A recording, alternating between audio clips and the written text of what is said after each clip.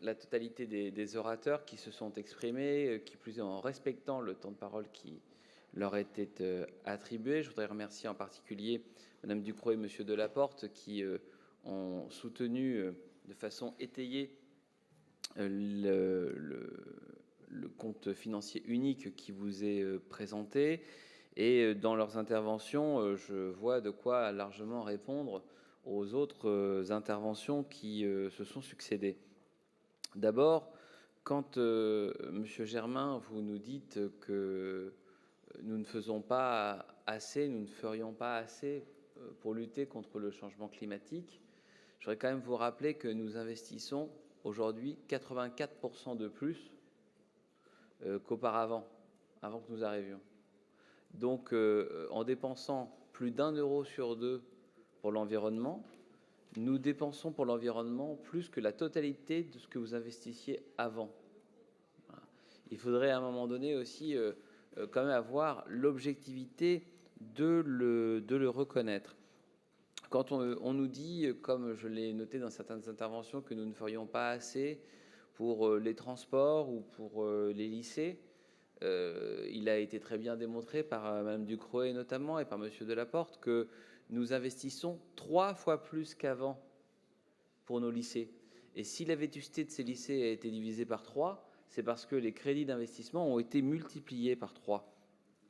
J'ajoute que sur les transports, pour répondre à l'intervention du Rassemblement national et sur la question de la hausse du pass Navigo, cette hausse du pass Navigo, si nous avons pu la limiter au maximum, c'est parce que nous nous sommes dégagés des marges de manœuvre en fonctionnement, que nous avons fait des économies et que nous avons pu augmenter notre contribution à Île-de-France Mobilité. Sinon, la hausse aurait été beaucoup plus importante. Et si nous avons été en mesure de faire ces économies en fonctionnement, c'est parce que nous avons demandé à tous les vice-présidents, à tous les délégués spéciaux, à tous les services de faire des efforts considérables. Alors oui, il y a, comme l'a rappelé M. Orgebin, il y a les emprunts Huchon que nous allons devoir rembourser, les emprunts que la gauche avait souscrits avant que nous arrivions, et évidemment, ils n'ont pas été négociés comme ceux que nous négocions aujourd'hui, que nous avons négociés dans les années qui viennent de s'écouler. Et heureusement que nous avons 1 milliard de recettes supplémentaires, Madame Malézé, parce que nous avons aussi une inflation qui a dépassé 20% sur les 10 dernières années. Donc si nous n'avions pas eu une augmentation de recettes de cette hauteur-là, comment aurions-nous aujourd'hui ne serait-ce que les 105 millions d'euros qui nous restent après avoir dépensé la totalité de ce que nous devons dépenser dans un contexte où nous avons plus d'1 milliard d'euros de péréquation à assumer? Il faudrait que vous m'expliquiez comment, en n'ayant plus aucune capacité à lever l'impôt, comment est-ce que nous ferions face à cette situation, sauf à réduire drastiquement les services publics, sauf à supprimer massivement des services publics, sauf à supprimer massivement des investissements dans les transports et dans les lycées.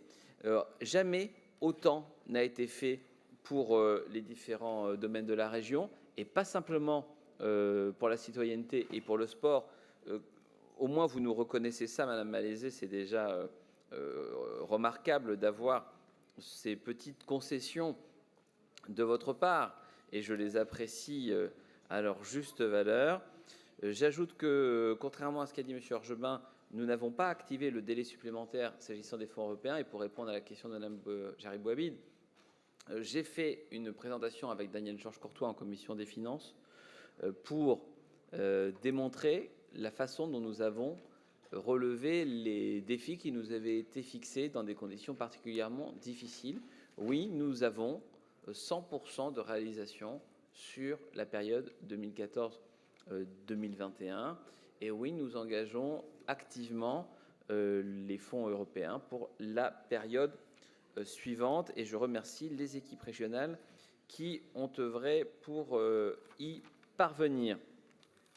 Sur la dette, je voudrais quand même rappeler que la dette avait augmenté de plus de 50% entre 2010 et 2015. C'est dorénavant 0,4% par an seulement, dans un contexte de succession de crises. Et nous avons par ailleurs une dette qui est à la fois saine sur le plan structurel, sans emprunt toxique, et qui est une dette verte et responsable. Moins d'un tiers de cette dette était verte et responsable lorsque nous sommes arrivés. Nous sommes à 91% aujourd'hui. Nous serons à 94% à la fin de l'année 2024 et nous serons à 100% d'ici à 2027-2028. Je sais que vous considérez que l'orthodoxie budgétaire n'est pas une fin en soi. Je partage cette opinion. C'est un outil qui nous permet d'anticiper et de dégager des marges de manœuvre pour l'avenir. Et c'est aussi un outil qui nous permet d'avoir la meilleure notation possible en France pour une collectivité.